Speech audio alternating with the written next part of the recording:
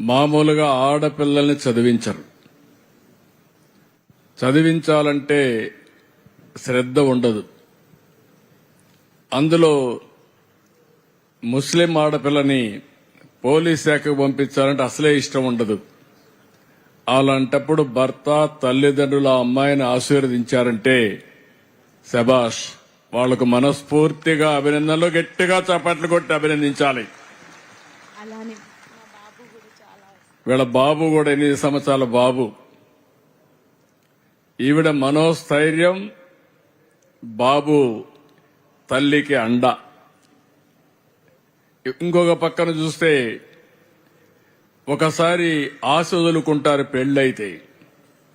అందులో బాబు కూడా ఉంటే వాళ్ళ బాగోగులు చూసుకుంటూ అసలు ద్వేయాన్ని వదులుకుంటారు.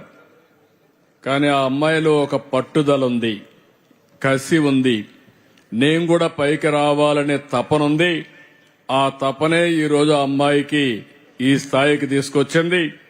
ఎంఎస్సి బిఈడి వదిలిపెట్టద్దమ్మా, ఇంకా నీకు భవిష్యత్తు ఉంది, నువ్వు కష్టపడు, నీ యొక్క పట్టుదల చూస్తే నాకు ఒక నమ్మకం ఉంది, ఇంకా మంచి ఉన్నత స్థాయికి ఎదుగుతావు. రెండోది, ఆ అమ్మాయిలో ఒక సందేశం ఉంది. ఆ సందేశాన్ని మీరు విన్నారు.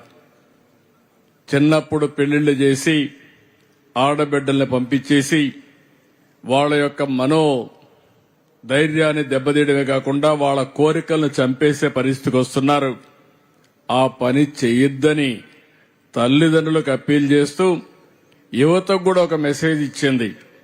వయసు అయిందనో లేకుంటే ఇంకొక సమస్య వస్తుందనో ఆపద్దండి, ప్రతి ఒక్క దానికి ప్రయత్నం చేయండి, తప్పకుండా విజయాన్ని సాధిస్తారని యువతకు ఒక బ్రహ్మాండమైన సందేశం ఇచ్చిన ఈ అమ్మాయిని మనస్ఫూర్తిగా గట్టిగా చప్పట్లు కొట్టి అన్ని అడ్వర్స్ కండిషన్ లో విజయాన్ని సాధించిన వారే నిజమైన విజేతలు. అలాంటి అమ్మాయిని నేను మనస్ఫూర్తిగా అభినందిస్తున్నా.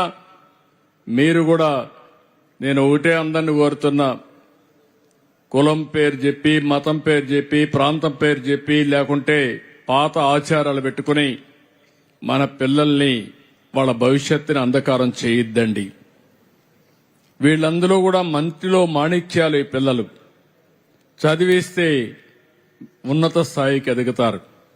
మనోధైర్యం మీరు ఇంట్లో ఇవ్వగలిగితే ఆ ధైర్యంతో కొండనైనా సరే బద్దలు చేసే శక్తి మన పిల్లలకుంది.